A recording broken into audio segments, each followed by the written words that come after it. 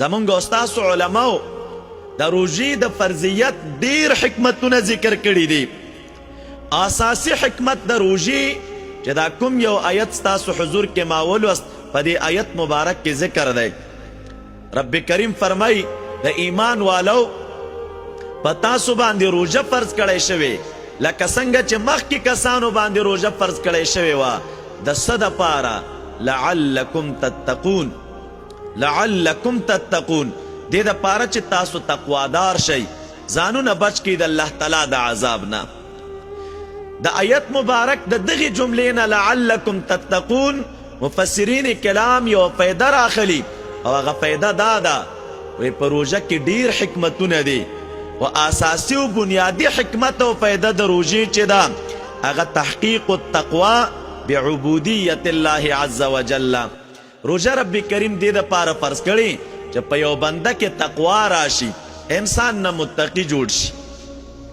اوس ته به متقی څه معنا یا متقی څوک دی؟ تقوا ځان ساتلو ته ویلی کیږي، ځان بچ کولو ته وایي.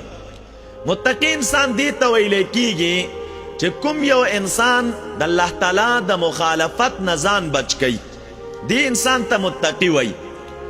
آسانه لنډ تعبیر به وکړو د روژې اهمه فایده چې رب کریم مونږ ته راکوي هغه را پیدا کېدل د تقوا دی د انسان په زړه کې. رسول اکرم صلی الله علیه وسلم امت ته فرمای التقوا ها هنا، زړه مبارک طرف ته اشاره کوي تقوا دلته ده، تقوا دلته ده، تقوا دلته ده. د روژې په وجه د انسان په زړه کې تقوا را پیدا کیږي او د تقوا دپاره بیا خپل مراتب دي. د تقوا اهمه مرتبه په اول مرتبه کې تقوا د کفر او د شرک نه ده. تقوا دې ته وایي چې انسان د کبیره او صغیره ګناهونو نه ځان ساتي، دا د تقوا بله مرتبه ده.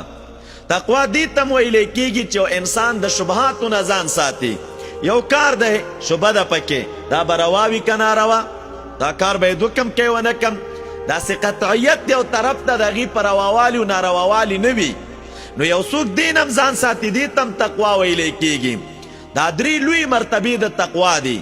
نو د قرآن کې د روژې د نیولو اهمه پیدا دا ده چې انسان کې تقوا را پیدا شي او د انسان نه متقی جوړ شي.